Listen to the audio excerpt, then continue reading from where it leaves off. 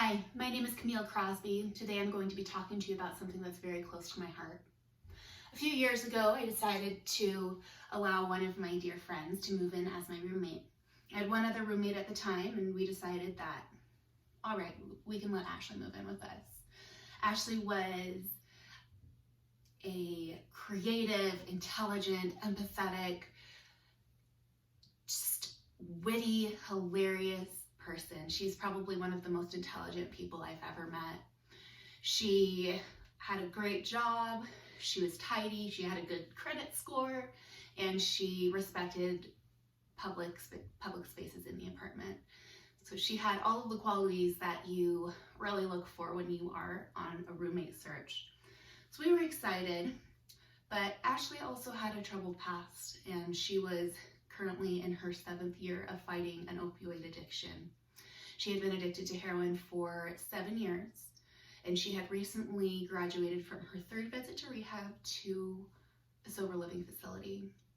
She'd been sober for several months, close to a year, so my other roommate and I decided that if Ashley felt, which she said she did, that she was at a point in her journey where she could handle living outside of sober living and in the real world, that we would love to help support her in that choice. We decided that she could move in. I remember one time I told my other roommate that I was really excited to have Ashley move in, but I wanted to make sure that we had some rules in place because I never wanted to find her in a bathtub. So we established some rules and Ashley moved in. Now let's talk about drug addiction in Utah. According to the CDC, there were 650 drug-related deaths in Utah in 2017. That same year, there were 663 suicides in Utah. Now, here in Utah, suicides are viewed as a public crisis, but drug use and addiction are viewed more as a criminal issue. It's treated as a criminal issue rather than a public health issue. We know that abstinence-only education doesn't work. This chart is an example of teen pregnancy in relation to contraceptive use. We know that abstinence-only education is prevalent in the United States still, but we know that it doesn't work. In the United States, we have the highest rate of teen pregnancy and the lowest rate of contraceptive use. In the Netherlands, they have the lowest rate of teen pregnancy and the highest use of contraceptives. So clearly educating about being safer when taking part in risky activities has a positive effect. Going for the most extreme solution, abstinence only, isn't an effective teaching method here, and it's not effective when we're fighting this opioid crisis that we're in. Now, there is a way to reduce harm in fighting this opioid addiction.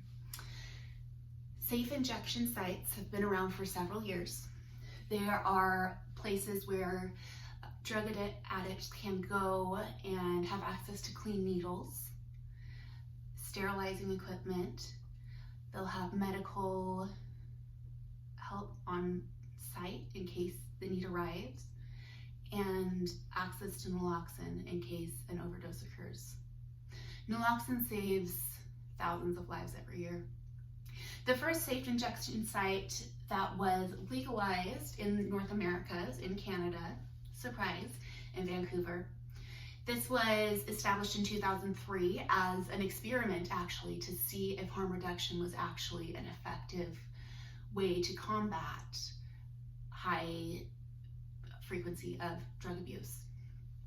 It was set to only last for 3 years, but to this day it stands strong because the incredible benefits were unprecedented. The The government couldn't shut it down because it had saved so many lives. Insight today it's still standing. That's the Vancouver Center.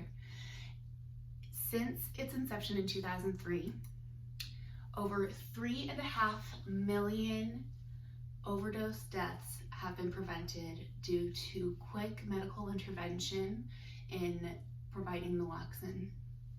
In that time, there have been 0 fatalities. I know in Utah we see the signs on the freeway that say 0 fatalities is the only acceptable goal. Well, here we go. This is a way that we can get to that number by providing safe injection sites to those who need it. At these safe injection sites, patients are also given information about detox centers and about drug abuse recovery, and there's a higher incidence rate of use of detox facilities and drug treatment in drug users who go to safe injection sites than there is in drug users who do not. Drug use continues to be one of the most prevalent reasons for incarceration in the United States. This chart is directly from the Department or the Bureau of Prisons, the Federal Bureau of Prisons here in the United States. This line right here represents the number of incarcerations countrywide due to drug-related convictions. That's over 45% of the population of incarcerated inmates.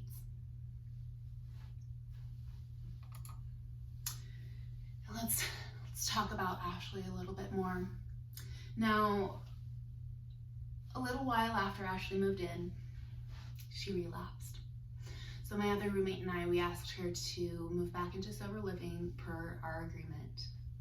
One night as Ashley was packing her things up to move back into sober living, she decided to take a bath. She decided to take some heroin with her, just have a nice, relaxing evening. She